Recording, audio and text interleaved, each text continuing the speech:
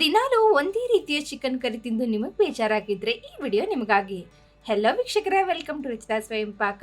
ಇವತ್ತಿನ ಈ ವಿಡಿಯೋದಲ್ಲಿ ತುಂಬಾನೇ ಒಂದು ಡಿಫ್ರೆಂಟ್ ಆಗಿ ಜಾಸ್ತಿ ಮಸಾಲೆಗಳನ್ನ ಯೂಸ್ ಮಾಡದೆ ಸಿಂಪಲ್ ಆಗಿ ಮತ್ತೆ ಟೇಸ್ಟಿಯಾಗಿ ರುಚಿಕರವಾದಂತಹ ಚಿಕನ್ ಕರಿನ ಯಾವ ರೀತಿಯಾಗಿ ಮಾಡಬೇಕು ಅಂತ ತೋರಿಸ್ಕೊಡ್ತಾ ಇದ್ದೀನಿ.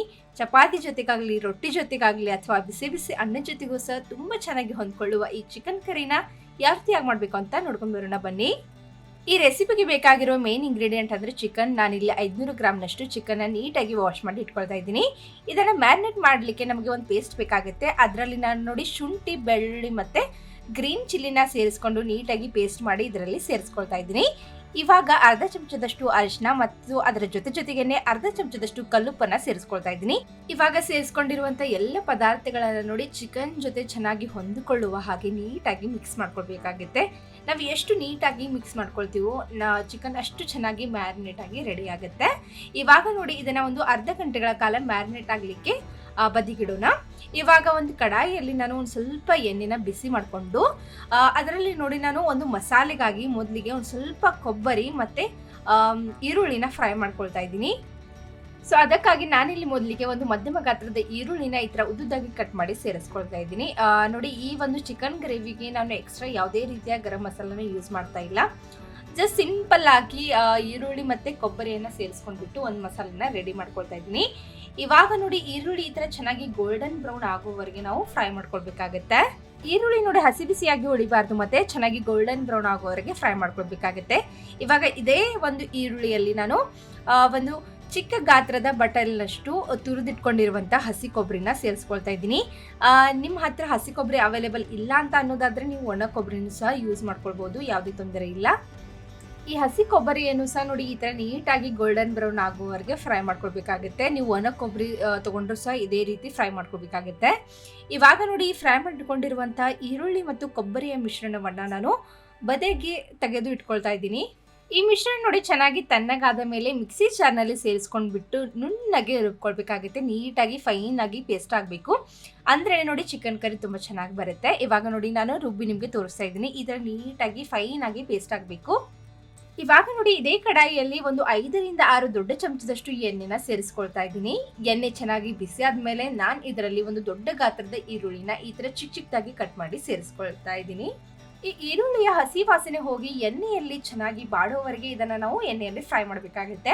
ಇವಾಗ ನೋಡಿ ಈರುಳ್ಳಿ ಒಂದು ಸ್ವಲ್ಪ ಬಾಡಿದೆ ಅಂತ ಅನ್ನುವಾಗ ಈ ಸ್ಟೇಜ್ನಲ್ಲಿ ನಾನು ಒಂದು 2 ಪಲಾವ್ ಎಲೆನ ಸೇರಿಸ್ಕೊಳ್ತಾ ಇದ್ದೀನಿ.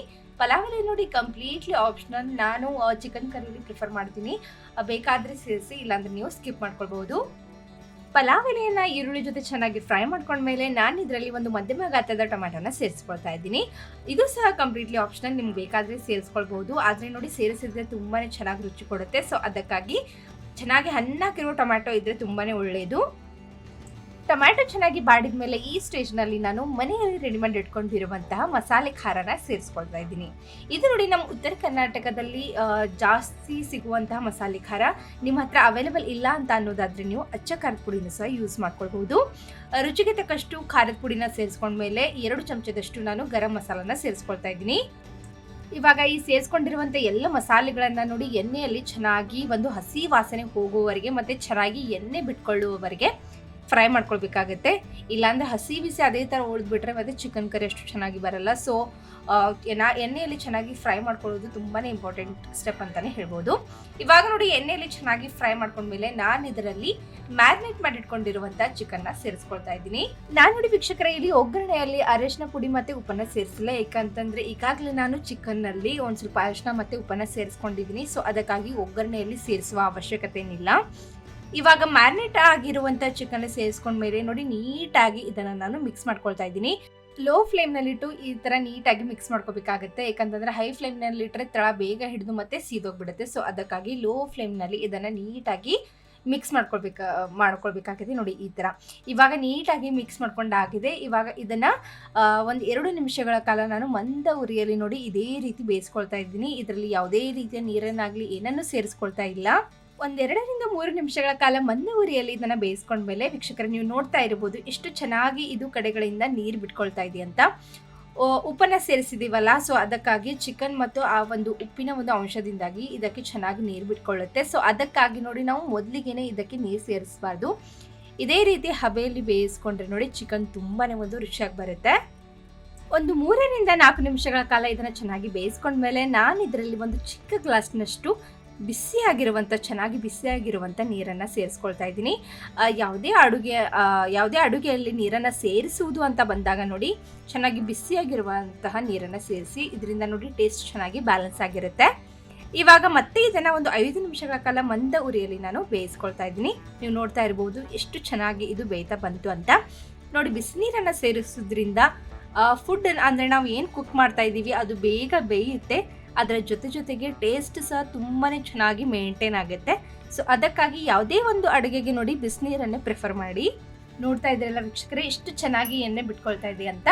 ಇವಾಗ ನೋಡಿ ಇದು ಆಲ್ಮೋಸ್ಟ್ 50-60% ನೀಟಾಗಿ ಕುಕ್ ಆಗಿದೆ. ಸೊ ಈ ಒಂದು ಸ್ಟೇಜ್ನಲ್ಲಿ ನಾನು ರೆಡಿ ಮಾಡಿ ಇಟ್ಕೊಂಡಿರುವಂತಹ ಆ ಒಂದು ಕೊಕೊನಟ್ ಅಂದರೆ ಕೊಬ್ಬರಿ ಮತ್ತು ಆ ಒಂದು ಈರುಳ್ಳಿಯ ಒಂದು ಮಿಶ್ರಣ ಅಂದರೆ ಪೇಸ್ಟ್ನ ನಾನು ಇಲ್ಲಿ ಸೇರಿಸ್ಕೊಳ್ತಾ ಇದ್ದೀನಿ. ಇದನ್ನು ನೋಡಿ ಒಂದು ಸ್ವಲ್ಪ ಹಾಫ್ ಕುಕ್ ಆದಮೇಲೆ ನಾವು ಈ ಸ್ಟೇಜ್ನಲ್ಲಿ ಈ ಮಸಾಲೆನ ಆ್ಯಡ್ ಮಾಡ್ಕೊಳ್ಬೇಕಾಗತ್ತೆ. ಈ ಮಸಾಲೆನ ಸೇರಿಸ್ಕೊಂಡ್ಮೇಲೆ ಮತ್ತೆ 1-2 ನಿಮಿಷಗಳ ಕಾಲ ಫ್ರೈ ಮಾಡಬೇಕಾಗತ್ತೆ. ಇಲ್ಲಿ ನೋಡಿ ಒಂದು ಪಾಯಿಂಟ್ ಏನಂದರೆ, ನನಗೆ ಈ ಚಿಕನ್ನ ನಾನು ಸಾರಿನ ಒಂದು ರೂಪದಲ್ಲಿ ಅಂದರೆ ಒಂದು ಸ್ವಲ್ಪ ಸೆಮಿ ಗ್ರೇವಿ ಮಾಡ್ಕೊಳ್ತಾ ಇದ್ದೀನಿ. ಸೊ ಅದಕ್ಕಾಗಿ ನಾನಿಲ್ಲಿ ಬಿಸಿನೀರನ್ನು ಮತ್ತೆ ಸೇರಿಸ್ಕೊಂಡಿದ್ದೀನಿ. ನಿಮಗೆ ಗ್ರೇವಿ ಅಥವಾ ಈ ಒಂದು ಸಾರಿನ ರೂಪದಲ್ಲಿ ಬೇಡ ಅಂತ ಅನ್ನೋದಾದರೆ ನೀವು ಜಸ್ಟ್ ಒಂದು ಸ್ವಲ್ಪನೇ ನೀರನ್ನು ಸೇರಿಸ್ಕೊಂಡ್ಬಿಟ್ಟು ಇದನ್ನು ಗಟ್ಟಿ ಗ್ರೇವಿನೇ ಮಾಡ್ಕೊಳ್ಬೋದು. ಅದು ಸಹ ತುಂಬಾ ಒಂದು ಅದ್ಭುತವಾಗಿ ಬರುತ್ತೆ.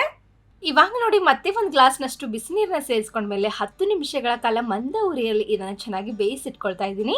ಇವಾಗ ನೋಡಿ ಇದು ಆಲ್ಮೋಸ್ಟ್ ನೋಡಿ ಕುಕ್ ಆಗಿದೆ. ಚಿಕನ್ ನೋಡಿ ಬೇಯಲಿಕ್ಕೆ ಅಥವಾ ಅಂದರೆ ಕುಕ್ ಆಗಲಿಕ್ಕೆ ಜಾಸ್ತಿ ಹೊತ್ತಿನ ಹಿಡಿಯಲ್ಲ, ಹಾರ್ಡ್ಲಿ 15-20 ಮಿನಿಟ್ಸ್ ಸಾಕಾಗುತ್ತೆ. ಇದನ್ನು ನೋಡಿ ನಾನು ಮಣ್ಣಿನ ಪಾತ್ರೆಯಲ್ಲಿ ಮಾಡ್ಕೊಂಡಿದ್ದೀನಿ.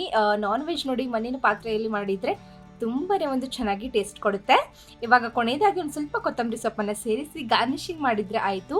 ನಮ್ಮ ರುಚಿಕರವಾದಂತಹ ಸಿಂಪಲ್ ಆದಂತಹ ಚಿಕನ್ ಕರಿ ಇವಾಗ ರೆಡಿಯಾಗಿದೆ. ಇದನ್ನು ನೀವು ಜೋಳದ ರೊಟ್ಟಿ ಜೊತೆಗಾಗಲಿ ಅಥವಾ ಚಪಾತಿ ಜೊತೆಗಾಗಲಿ ಅಥವಾ ಮುದ್ದೆ ಜೊತೆಗಾಗಲಿ ಅಥವಾ ಅಣ್ಣ ಜೊತೆಗೂ ಸಹ ತುಂಬಾ ಒಂದು ಚೆನ್ನಾಗಿ ಹೊಂದ್ಕೊಳ್ಳುತ್ತೆ. ಹೋಪ್ ಈ ರೆಸಿಪಿ ನಿಮಗೆ ಇಷ್ಟ ಆಗಿರ್ಬೋದು ಅಂತ ಭಾವಿಸ್ತೀನಿ. ಇಲ್ಲಿಯವರೆಗೂ ನೋಡಿದ್ದೀರಾ ಅಂದರೆ ದಯವಿಟ್ಟು ಲೈಕ್, ಶೇರ್ ಹಾಗೂ ಕಮೆಂಟ್ ಮಾಡುವುದರ ಜೊತೆಗೆ ಸಬ್ಸ್ಕ್ರೈಬ್ ಆಗುವುದನ್ನು ಸಹ ಮರೆಯಬೇಡಿ. ಮುಂದಿನ ಒಂದು ವಿಡಿಯೋದಲ್ಲಿ ಇದೇ ರೀತಿ ಇಂಟ್ರೆಸ್ಟಿಂಗ್ ಹಾಗೂ ರುಚಿಕರವಾದಂತಹ ರೆಸಿಪಿ ಜೊತೆ ನಾನು ನಿಮ್ಮನ್ನು ಸಿಗ್ತೀನಿ. ಸೊ ಅಲ್ಲಿಯವರೆಗೂ ಟೇಕ್ ಕೇರ್, ಬಾಯ್.